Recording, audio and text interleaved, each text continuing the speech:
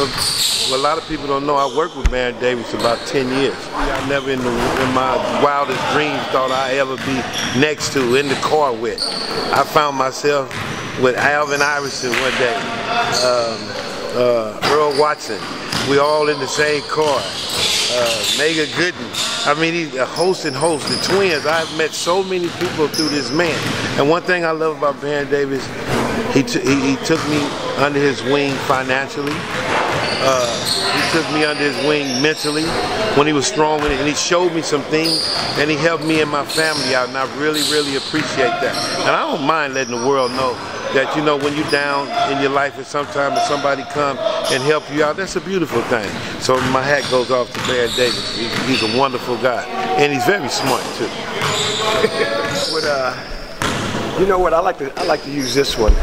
The one when we were in high school, the first time I actually coached Baron. So I knew Baron when he was in the 5th grade. We used to call him Bear Man, but you know, we had a little relationship. Of course, I was kind of intrigued, you know, how he was playing.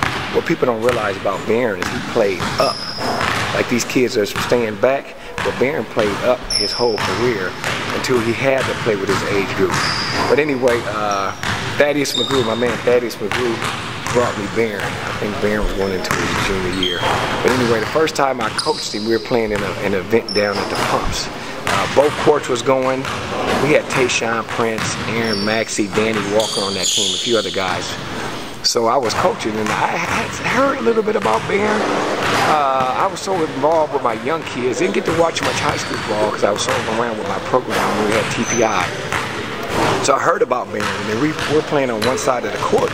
And then they're like, oh yeah, Baron Davis is about to play. You know, of course, then Tayshaun walks in, and they're like, oh, Tayshaun wasn't even supposed to come, so he comes. So we're in the gym at Cal State Dominguez Hills. Both of the courts are split. In the corner is all this crowd. So I'm like, what's going on? You know, I know Baron's good, but I didn't know about the national publicity and how good he actually was.